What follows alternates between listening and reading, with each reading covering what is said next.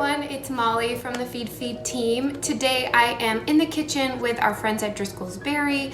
We're going to be making a really fun recipe using their new berry baked strawberries. So these berry baked strawberries are a new product from Driscolls. They're naturally grown, they're non-GMO, and basically as we get into sort of peak strawberry season, the berries just naturally get a little bit bigger and juicier, and then you get these beautiful berries. So today we're actually going to be hulling these and filling them. So we're going to fill these berries 3 ways. We're going to do like a classic cheesecake, a chocolate hazelnut filled, and then for some fun we're going to do like a rosé jelly, like think of a sophisticated jello shot. So the first thing that we'll do, we'll just prep all of our berries because we have to hull them all before we can fill them. So we'll do that first, and then we're gonna start with that rosé jelly because that will take some time to set up in the fridge. It's gonna take about 3 to 4 hours, and then we'll go on to our other 2 fillings. So in terms of prepping the berries to fill them, we just need to do 2 really simple things. The first thing is just trim off a very tiny bit from the bottom of the berry, just so you have a flat edge for it to sort of stand on. And then we're just gonna go ahead and hull the berry. So I'm just going to twist off the top, and you're gonna use a paring knife and grasp the blade, insert the tip, and just sort of twist. And then I'm gonna go in with a little teaspoon, and just kind of exaggerate the cut you made with the paring knife, and just sort of scoop out some of that flesh. This is great for smoothies. You definitely don't have to throw this out or just snack on it like me.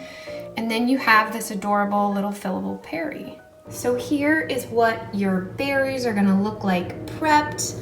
I like to use these boxes. They're perfect for kind of holding them in place while you're filling them. So we're ready to get going with that rosé jelly. So I have a 1/4 cup of water here, and I have a 1/4 cup granulated sugar. I'm just going to combine this in a small saucepan, and then I'm going to sprinkle, this is 1 packet, so 1/4 ounce of plain gelatin. I'm just gonna sprinkle it on top, kind of make sure that it's all moistened. And this is gonna sit to bloom for about 2 minutes. So what I mean by bloom is when I come back, this will sort of already started to gel up, and sort of thicken up. So you can see what I mean by the gelatin blooming. It almost looks like slush. It's thickened up a little bit. It still hasn't dissolved. So what we want to do right now is I have our pan on my stove.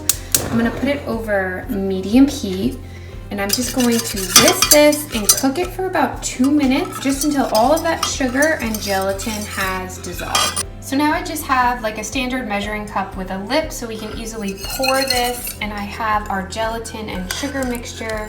Just gonna add it here. You can see that the sugar has dissolved, the gelatin's dissolved. And now for our rosé, I'm just going to add this in here. Just going to make sure it's well mixed, and then we're ready to fill our berries. Okay, so I prepped all of our berries. This is gonna fill about 20 berries depending on the size. So I have 2 trays just like this, and I already filled half, but I'm just gonna show you what it looks like. So you just very carefully, and as it kind of like sits and sets up, it's gonna take on all that flavor of the berry as well. And you're gonna have a very elegant grown-up jello shot. So now the hard part. We need to transfer this to the fridge without spilling. I usually just take like some tin foil and kind of use that as like a wedge just to keep everything in place. So now that those are setting up in the fridge, we can go ahead and make our cheesecake filling. It's super easy, just 3 ingredients. So in this bowl, I just have 4 ounces of cream cheese that I softened down. I am going to add in a little bit of vanilla extract. And then I just have 2 tablespoons of confectioner's sugar. And all I'm gonna do, just to make it super easy, I'm just gonna mix this together with a spoon. Okay, perfect. So now I just have a pint glass that I lined with a freezer safe bag. So I am just going to scrape this into the bag so that we can easily pipe this into the berries to fill them. Worst case, you could always spoon it in. This is just gonna be easier and a little less messy. So I'm gonna pop this in the fridge while we make our chocolate hazelnut filling. So to make our chocolate hazelnut spread, again, just 3 ingredients, super easy. I have some roasted hazelnuts here. These came roasted and peeled. If you just have raw hazelnuts, you can pop them in the oven to toast them for about 8 to 10 minutes and then just rub off all the skin. So I am just going to add these to the bowl of my food processor, and I'm going to add just about half a tablespoon of some neutral oil. This is just going to kind of help move this along and speed up the process of turning from hazelnuts into more of like a hazelnut butter. So I'm going to put the lid on and I'm gonna let this process for about 5 minutes, and I'll show you what it should look like. Sort of throughout this process, you're just gonna wanna scrape down the sides of this just to kind of help this get into a really nice and smooth consistency. You might have to just stop it every minute or so to scrape down the side. So here is what we're going for. It's nice and smooth and creamy. And now we can add in our chocolate. So in this bowl, I just had half cup of chocolate chips, and I am just going to stir them to kind of smooth them out. I just melted them right in the microwave.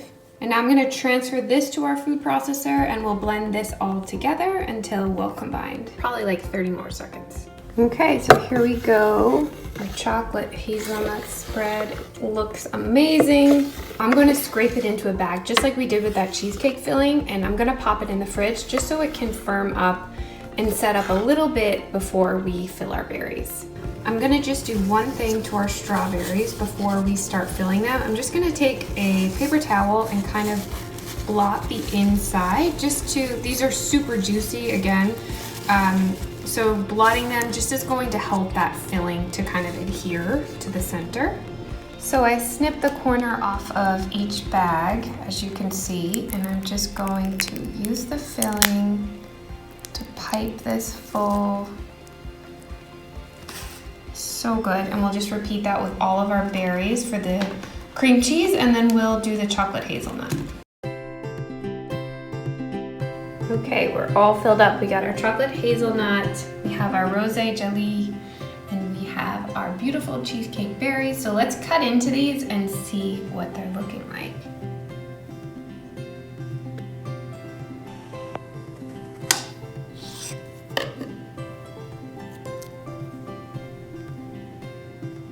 Okay, I brought my berries outside. Want one? Sure.